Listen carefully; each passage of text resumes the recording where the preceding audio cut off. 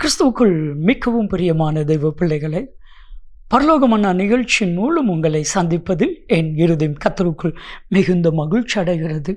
இன்றைய பரலோகமன்னா, கவலைப்படாத, நினைச்சதெல்லாம் நடக்கும். யோசித்து பாருங்க, நம்ம நினைச்சதெல்லாம் நடந்துச்சுன்னா நம்மளுடைய வாழ்க்கையில் கவலையே இல்லை, நிச்சயமாக நடக்கும்.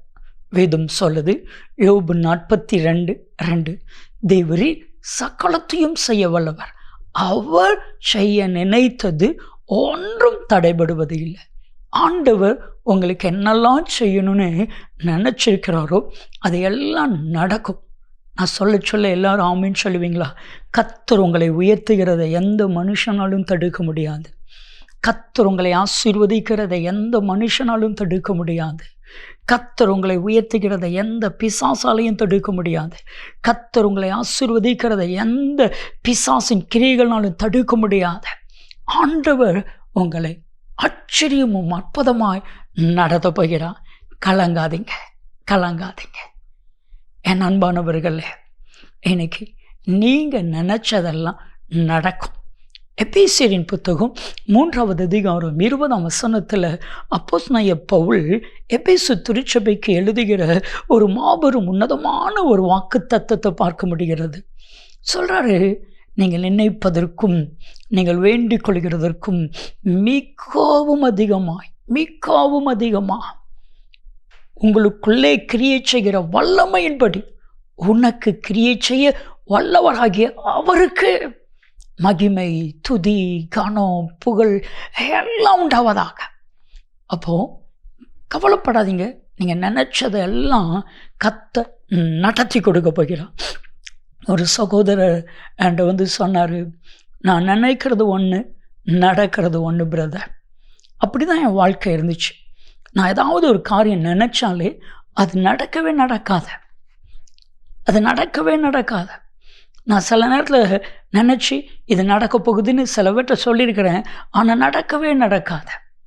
ஆனால் இப்போ நான் வேதத்தை தியானிக்க ஆரம்பித்ததுக்கு அப்புறம் நான் எதை குறித்து கவலைப்படாமல் விசுவாசத்தோடு ஆண்டவரை நம்பி இருக்க நான் என்னெல்லாம் நினச்சனோ அதெல்லாம் நடக்குது பிரதர். அவங்க சொல்லும் பொழுதே ஒரு சந்தோஷம்.